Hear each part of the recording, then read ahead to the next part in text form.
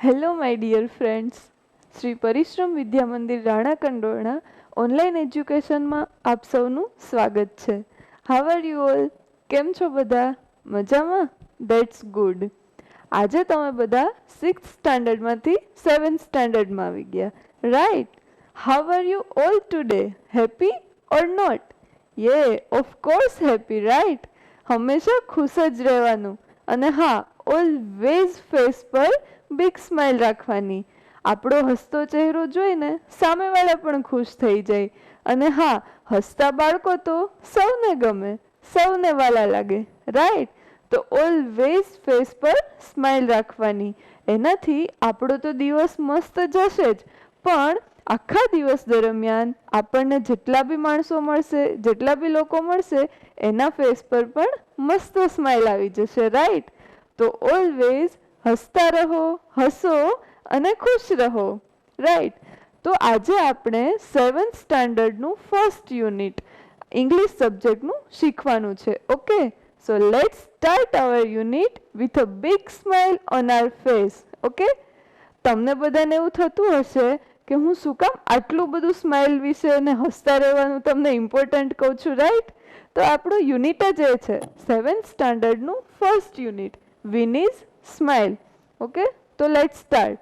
7th સ્ટાન્ડર્ડના first યુનિટની first activity જોઈએ. તો શું છે ફર્સ્ટ એક્ટિવિટી? સરસ મજાની પોયમ આપેલી છે. આપણી ટેક્સ્ટબુકમાં 7th સ્ટાન્ડર્ડની ફર્સ્ટ યુનિટની ફર્સ્ટ એક્ટિવિટીમાં એક સરસ પોયમ આપેલી છે.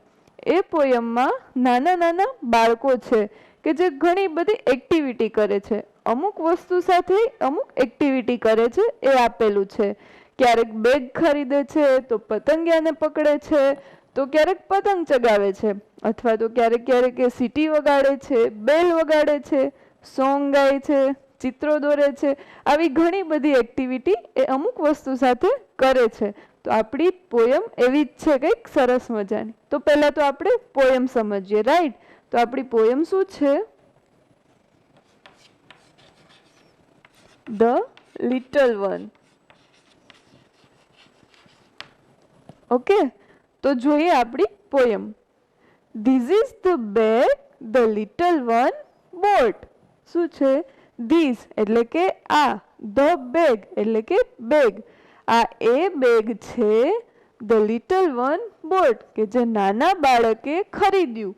બોટ એ ભૂતકાળનું રૂપ છે. એનું મેઇન વર્બ શું થશે? To buy. ટુ બાયનું ભૂતકાળનું રૂપ છે બોટ. બોટ એટલે ખરીદવું. ઓકે, આગળ જોઈએ. This is the butterfly the little one caught. શું છે? કે આ એ જ પતંગિયું છે જે નાના બાળકે પકડ્યું. કોટ એટલે કે પકડવું. આ બી ભૂતકાળનું રૂપ છે. આનું મેઇન વર્બ શું થશે? CATCH, catch. કેચ એટલે પકડવું. એનું ભૂતકાળનું રૂપ કોટ. એટલે કે આ એ જ પતંગિયું છે જે નાના બાળકે પકડ્યું. બટરફ્લાય એટલે કે પતંગિયું. આગળ જોઈએ. This is the kite the little one flew.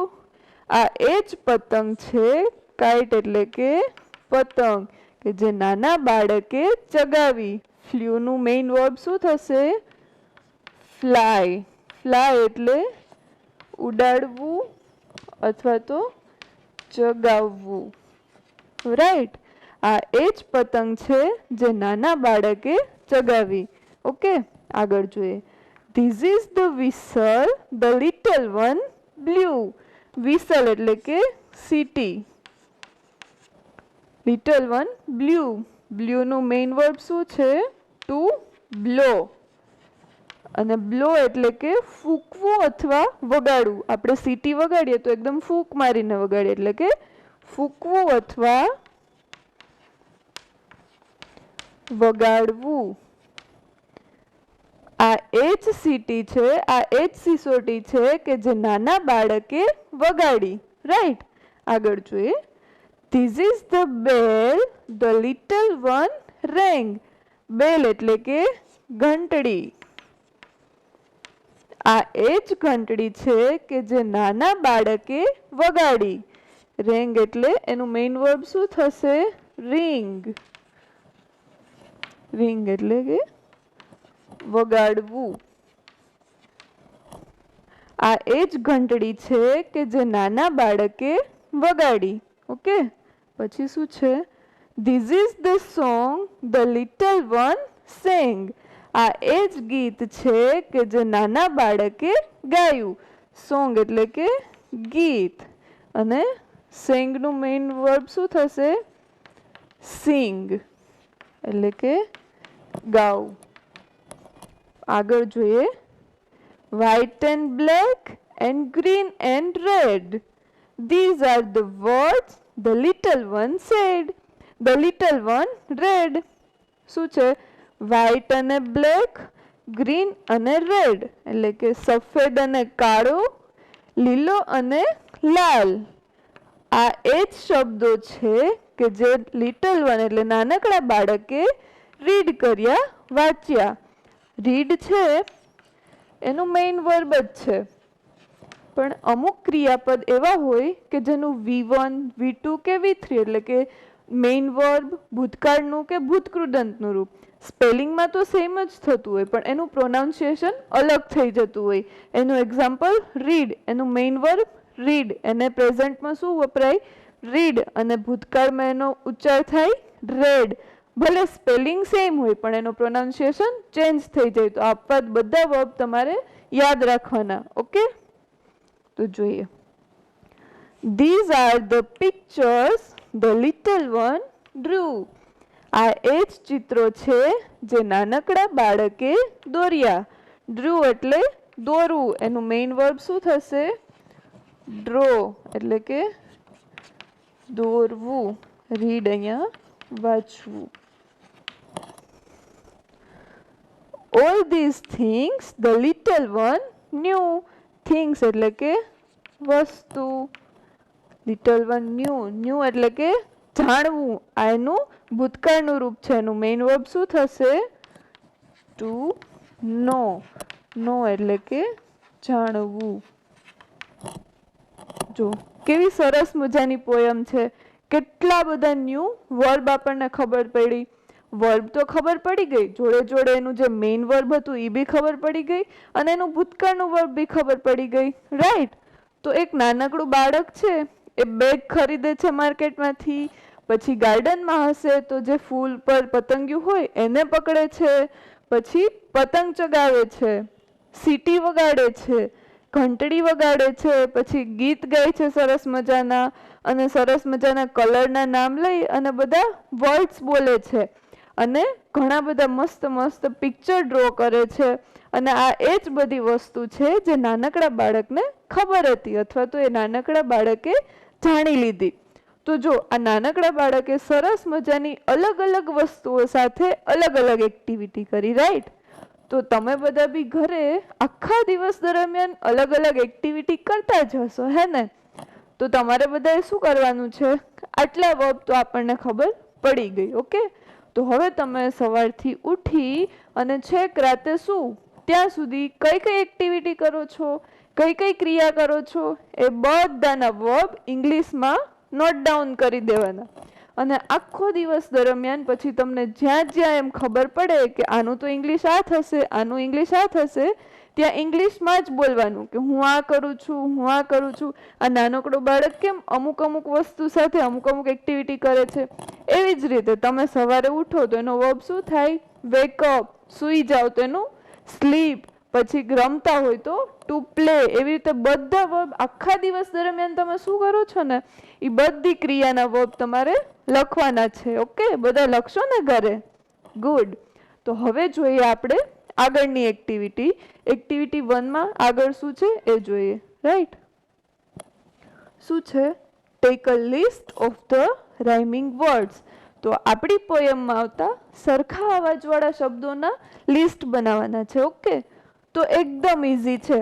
આપણી પોયમમાં પાછળના બધા વર્ડ્સ છે ને એકબીજાના રાઇમિંગ વર્ડ્સ જ છે. જો આમાં એક્ઝામ્પલ આપેલું છે ટોટ, બોટ. એવી જ રીતે આપણી રાઇમમાંથી આપણે એક એક કરતા ગોતી અને લખીએ. તો પહેલું શું છે? બોટ, કોટ. Okay,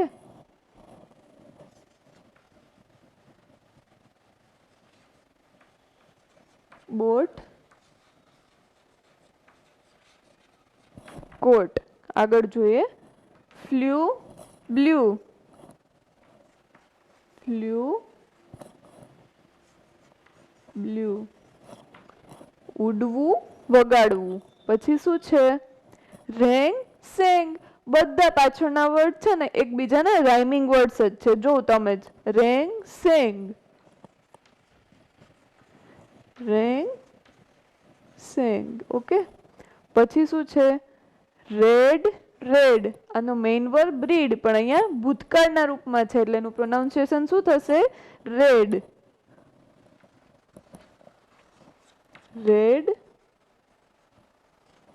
red. પછી ડ્ર્યુ, ન્યુ. દોરવું, જાણવું. ડ્ર્યુ, ન્યુ. આની સિવાય પણ આપણી પોયમમાં હજુ એક રાઇમિંગ વર્ડ છે. જો તમે, વ્હાઈટ અને કાઇટ. કાઇટ, વ્હાઈટ છે ને બે એકબીજાના રાઇમિંગ વર્ડ્સ. તો લાસ્ટ શું નીકળશે આપણું રાઇમિંગ વર્ડ્સ? White, kite. તો આપણી પોયમમાં આવતા બધા જ રાઇમિંગ વર્ડ્સ આપણે ગોતીને લખી લીધા. એકદમ ઈઝી હતું. બધા જે લાસ્ટ વર્ડ હતા એ એકબીજાના રાઇમિંગ વર્ડ્સ જ હતા. તો આવડી ગયું ને બધાને? સરસ. તો હવે જોઈએ આપણે આગળની એક્ટિવિટી. શું છે? Complete the table. તો એક આપણને ટેબલ આપેલું છે ટેક્સ્ટબુકમાં તમારી, અને અહીંયા જો એક ટેબલ આપેલું છે. એમાં એક સાઈડ છે થિંગ્સ અને બીજી બાજુ છે એક્શન. તો આપણે આખી પોયમ જ શું છે કે અમુક અમુક વસ્તુને લઈ અને સામે એ બાળક છે એની એક્ટિવિટી કરે છે, એક્શન કરે છે. રાઈટ?